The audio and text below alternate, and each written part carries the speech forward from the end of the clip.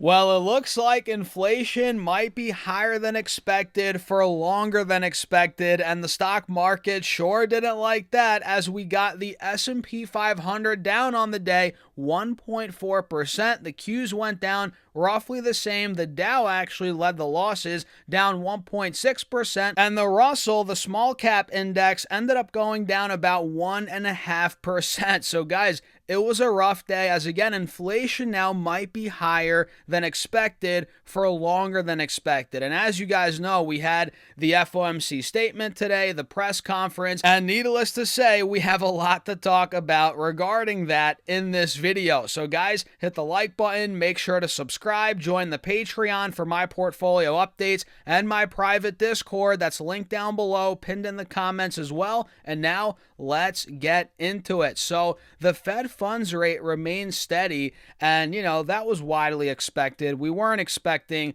rate cuts or obviously rate hikes at this meeting, right? So we got that, which again was widely expected. But what wasn't really expected, and the market, it took the market by storm a little bit, is the fact that, again, like I said, inflation, Powell said, might be higher for longer, right? Of course, for obvious reasons. Tariffs, what's going on in the Middle East, which we'll talk more about that here in a second. And you guys can see SPY went down from 675 in the pre-market all the way down to 659 in the aftermarket. We saw a spread of about 2.5% pretty much there, $15 per share on SPY. And the Qs hit what, 608, 609 in the pre-market, and we got all the way down to 592. That was a drop of over 2.5%. And now we're clearly back in the bottom of this trading range that we've been in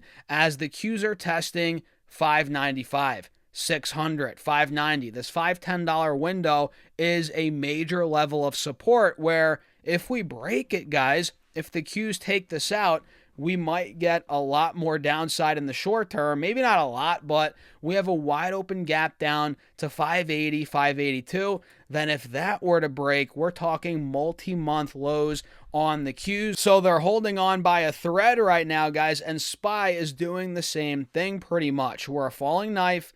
We're pretty much holding 660, 658 by a thread, which was support a couple days ago. It looks like last week as well. So if SPY takes out 660, 658, 655, this could fill the gap down to 648. 650, that's where we held support back in the end of November, back in early mid-October. And if that were to break, if SPY got under 645, 650, we would be at multi-month lows, pretty much 6-7 month lows at that time. So yeah, the market got a little spooked today, guys, but you know me, I'm a long-term investor, and yeah, I'm an active trader as well, but I'm always looking for deals. I'm always looking for volatility, for my trading. Volatility is great for trading, and it also opens up long-term opportunities. Now the S&P is down from highs about 5.5%,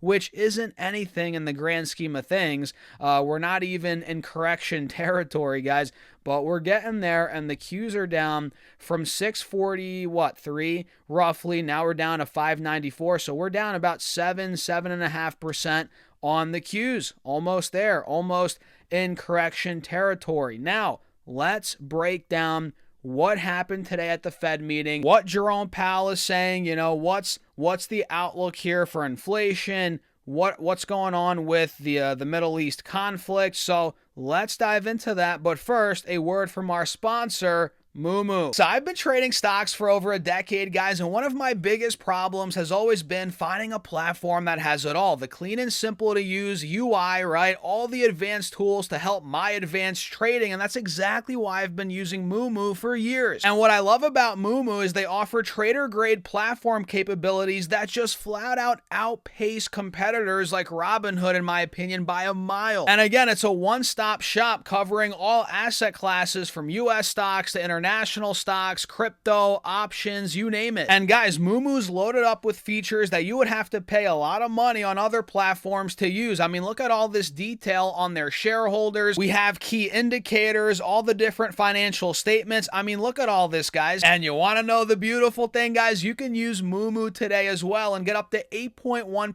APY on your uninvested cash and up to $1,000 of NVIDIA stock, depending on how much money you deposit onto the platform, simply by using my affiliate link down below. And check out the disclaimer and all the terms and conditions. And now let's continue on. So first off, Jerome Powell talked about Iran, right? How the war is going to increase inflation in the near term, which everybody knew that. We've been talking about that. That's no secret. As oil prices are going up, that's going to increase the cost of doing business across the globe because we're transporting goods, we're doing all that, and that increases expenses for businesses. And guess what? Are they going to eat the cost? No. You're going to eat the cost. I'm going to eat the cost. It's going to get passed on to consumers. So Jerome Powell said surging prices due to the Iran war are expected to increase inflation in the near term, right? Again, we've all been talking about that. And near-term measures of inflation expectations have risen in recent weeks, likely reflecting the substantial rise in oil prices caused by the supply disruptions in the Middle East. Obviously, right?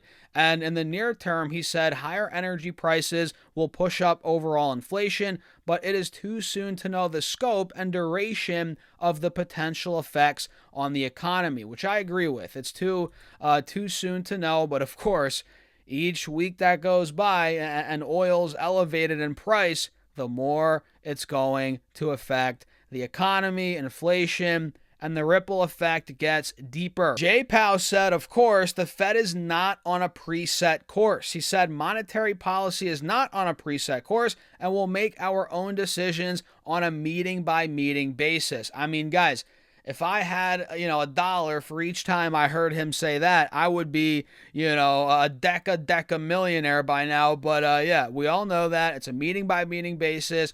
It's, data dependent. We all know that. And the Fed has been assigned 2 goals for monetary policy, as we know: maximum employment and stable prices. Powell said we remain committed to supporting maximum employment, bring inflation sustainably to our 2% goal, and keeping the longer-term inflation expectations well anchored. But with that being said, guys, Powell said inflation isn't coming down as quickly as hoped. He said the forecast is that we will be making progress on inflation. And this is where he says, the vague jargon, the crap he always says. This is where we will be making progress on inflation, not as much as we had hoped, but some progress on inflation. Okay, that's vague. What does that even mean? He said it should come as we start to see in the middle of the year progress on tariffs going through once and then tariff inflation coming down, which we'll see. We have tariffs. We have the Middle East conflict. Maybe if tariffs start to come down, the Middle East conflict might still be, affecting the economy. Who knows? There's so many unknowns here, which again goes back to them being on a meeting-by-meeting basis. It makes sense being data dependent. We've heard that a million times, like I said. And the rate forecast is conditional, Powell says, on the performance of the economy. So if we don't see that progress, then you won't see the rate cut. The market does not like that. The market does not like that, guys. Big reason why we're dropping. And he goes on about how no one knows what the impacts of this conflict will be, right? Powell said there's uncertainty tied to oil prices, right, amongst this or amid the conflict there. But he said the U.S. economy is doing pretty well. But he said we don't know what the effects will be.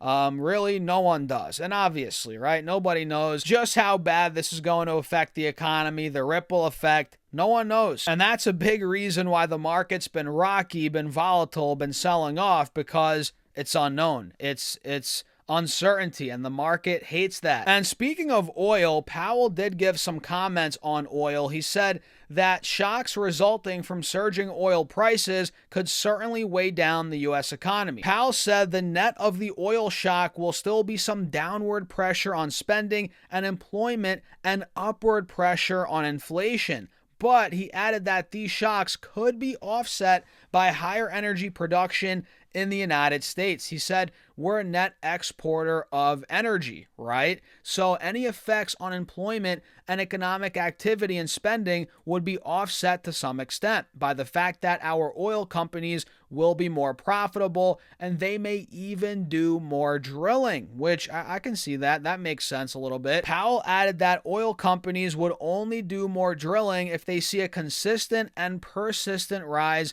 in prices. They're going to make a reasoned, careful judgment that we're going to have higher oil prices for an extended period. And that would make sense for them in that circumstance, right? So there you pretty much have it, guys. You know, the fact that there's so much uncertainty, inflation, the pressure is up, right? And the fact that Powell says we're in a difficult situation, balancing the dual mandates of the Federal Reserve, that's putting pressure on the market, right? Powell said we are balancing these two goals in a situation where the risks to the labor market are to the downside, which would call for lower rates, and the risks to inflation are to the upside, which would call for higher rates or not cutting anyway. So it's rough, right? You have one thing dragging Powell this way, and then the other thing dragging them that way, right? We have, again, the labor market. It's weak. It will probably get weaker. That calls for cutting, rate cuts could spur the economy, spur the labor market a little bit. But on the flip side, we have oil going up, the inflationary pressures, which if you cut rates, that could get even more out of control. Oh man, you couldn't pay me enough to be the head of the Federal Reserve, I guess it's a noble job if you do it right. And I think Powell has done a great job over, he's had some hiccups, obviously, but over the years, he's done a great job.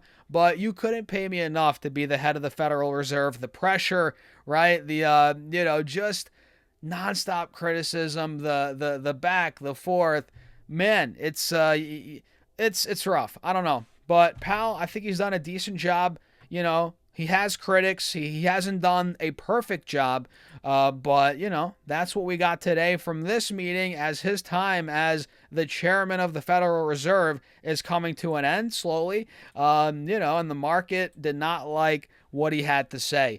And, at this point, guys, you need to watch right around 600 to 590 on the Qs, really 590, 588. If we take that out, I think we're going lower in the short term, probably down to 580. And SPY, if it takes out, let's say, for example, right, what was it, 660, 658, I think we fill the gap down to 647. And if that breaks, we could be in for more pain. But that's where cash comes into play, guys. Cash is a position. So what do you guys think? Let me know your thoughts in the comments. Hit the like button. Consider subscribing. Join the Patreon for my portfolio updates and my private Discord. And don't forget to check out that Moomoo link, which I've been using Moomoo for years, guys, and their platform is genuinely phenomenal for research, for trading, the whole 9 yards, guys. Check out that link down below. You get some perks there, and I'll see you guys in the next video.